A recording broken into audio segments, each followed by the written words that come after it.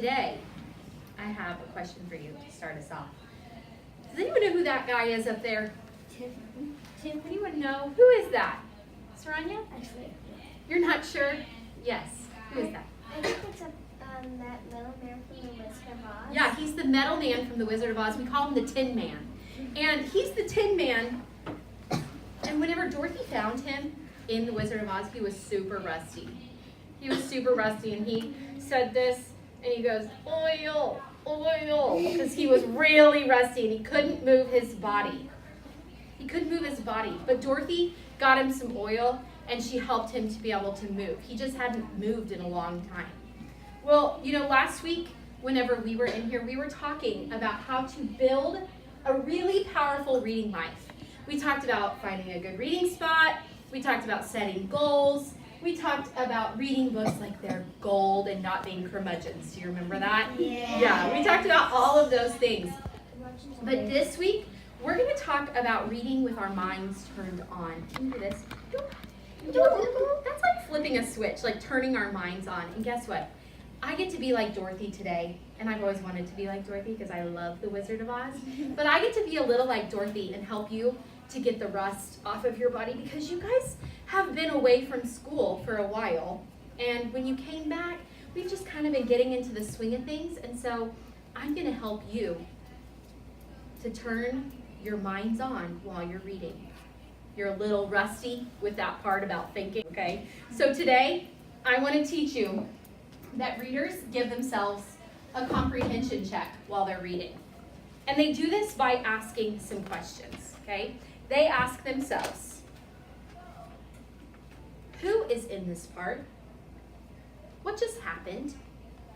And does this fit with something that already happened, or is this new information? Readers do those things to help us to understand a story better, okay? This is going to really help us to read with our minds turned on.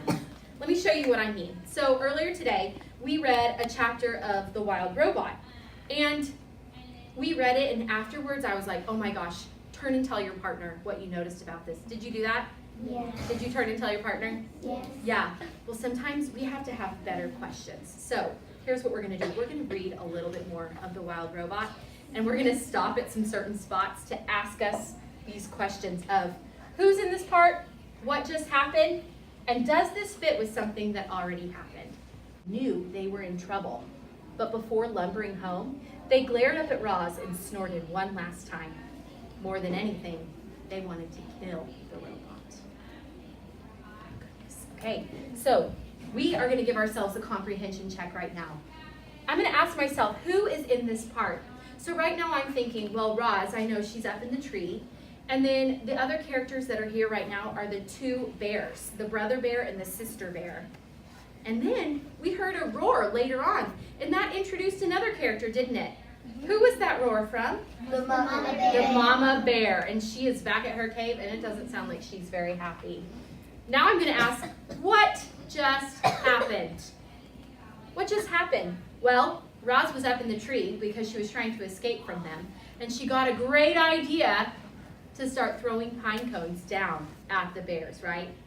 So she threw them down, and she was being really annoying to the bears, and it just made them a little bit mad. Like bump, bump, bump. Yeah, it was like thunk, It thunk, did like thunk. Yeah, they were very upset. So now you get to help me with this next part. Are you ready? Yeah. The next ask ourselves is, does this fit with something that already happened, or is this new? Does this part fit with something that already happened, or is this new? So here's what I'm going to ask you to do. In a moment, I'm going to ask you to turn and talk to your partner about this question. This question of, does this fit with something already happened, or is this new? Got it? Got it. Okay. Talk. Okay.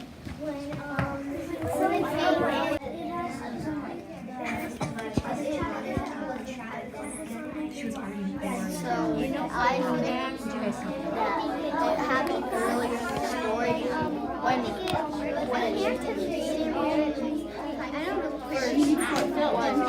Roz shot up. Right, so she kind of used what she knew in order to add some Bring it back in 5, 4, 3, 2, 2, 1, 0. Man, I heard some interesting ideas. I heard some people say she already knew what it felt like to have those pine cones fall on her. And I remember from before that she was kind of annoyed with those pine cones falling, right? So that's what Purvis said. She said she already knew what it felt like, and so she knew that it was going to annoy the bears. So they said it fit with something that already happened. That's a great thought. Well, do you know that as you're reading, you should always be asking yourselves these kinds of questions, giving yourself a check. I have something for you today to help you out. I have some bookmarks. And this says readers give themselves a comprehension check by asking, who is in this part? What just happened? Does this fit with something that already happened, or is this new? In your whole life as a reader, you're going to have to be reading to understand, right? So we're going to start today as third graders, practicing this with your books. So when you go to read, you're going to take your bookmark, put it in your book, and at certain points, I want you to stop and be thinking about these questions. Do you have any clarifying questions? Yes? Okay, Connor? That even though you give us those, then we should think about stopping and jotting. Oh, I love that you brought that up. We know the other strategy of stopping and jotting. You guys have lots of things as readers that you can do, but remember our main job during this time is to what? Read. Is to read. We read. We stay in our spots. We get settled in. We make it feel good. We get going. Ashara? So this independent reading is sort of like a library, but we're not checking out books. That's right. Exactly. And we're quiet. Yeah. So, Absolutely. Tanya? can you read them in our school? Cool. Good children.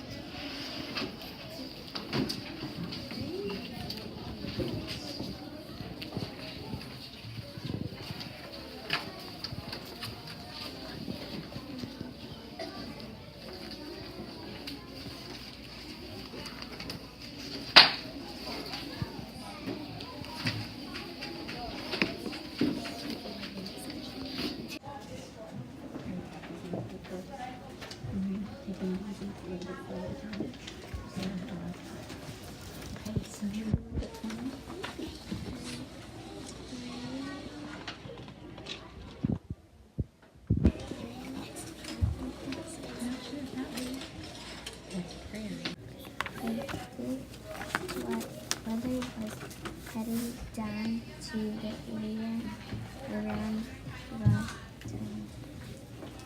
At 3 p.m. the day before, Wilma had seen out his predictions for the following day.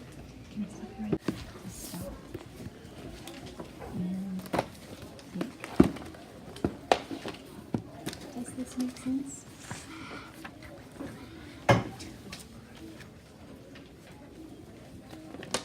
Sometimes when we get into books like this, sometimes there's words we really don't know, right? So you're going to stop and think, does this make sense? I'm going to show you with my book, okay? Let me show you. Okay. So we have found a lot of words in this book that are really cool, and we add them to our reading word, right? So I'm going to read a little bit, and I'm going to come to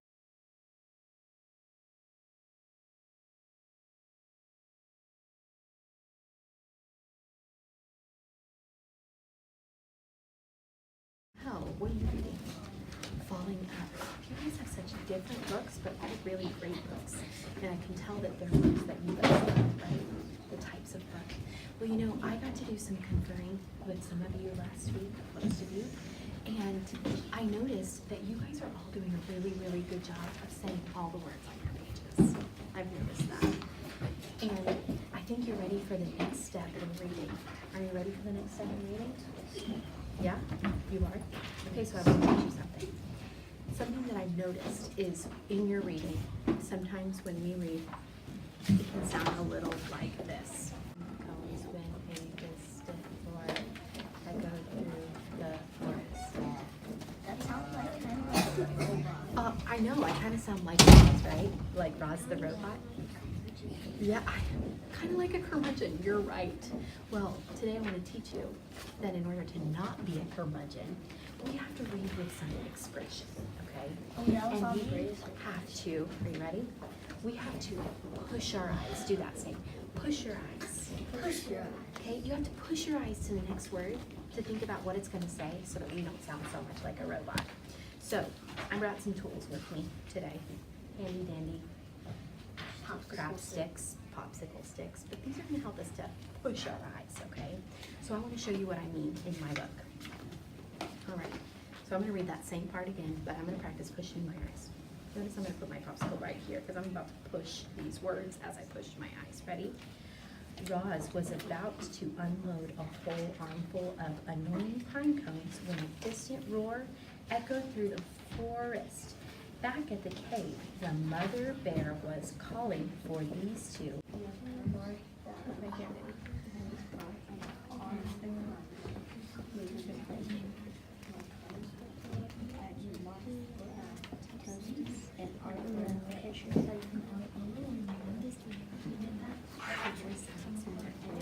Little less coffee, but it was you were pushing your eyes to the next word. Okay, I'm gonna pause you right where you're at. Just pause you where you're at. Okay, so something we worked on today was pushing our eyes, right? We pushed our eyes to those next words. If it helps you to use your stick to make yourself go along and eat those cookies or whatever is in your path, okay, do that, okay? Because what I want you to do is be pushing your eyes. I'm gonna check in with you later this week to see how are they pushing their eyes to those next words. Are they reading like a curmudgeon, or are they reading your book like it's gold? Got it? Got it. Okay, off you go. You may keep those. Those are for you. Yours today. Some of you were choosing to stop and jot. Some of you were choosing to do your comprehension checks, and that was awesome. Today and right now, for our share for the end of the day, you're going to get to give your partner a little comprehension check. Now, let's see. Hema, come on up. I'm just going to show you a little bit with Hema what this might look like. Hema's my good modeling partner. Come over here. Now, do you have a question? No, I just need it. I'm really fine with This baby. Okay, so I know the first one says, who is in this part? Now, I don't know what Hema's book is about, right? Because I'm not reading this book with her, but she's my partner. So I'm not going to say, who is in this part? And she's going to tell me, because that would be really boring for both of us, right? So maybe I'm going to interview her and kind of say, tell me about the characters in your story right now. Some of the characters are, well, the main character is Nikki Maxwell, and then on this part, there's her dad, her mom, and her little sister Brianna. Can you tell me a little bit about them? What are they doing? So right now they're like having a family sharing time. So they went outside. It was the evening part. So Nikki's dad, he made a campfire so they can make s'mores. Oh, wow. Do you notice how she's telling me a little bit more about her character rather than just, who is in this part?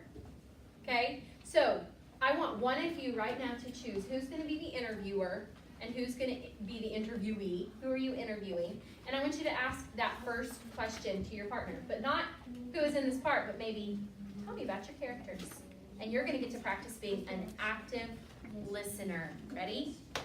Talk.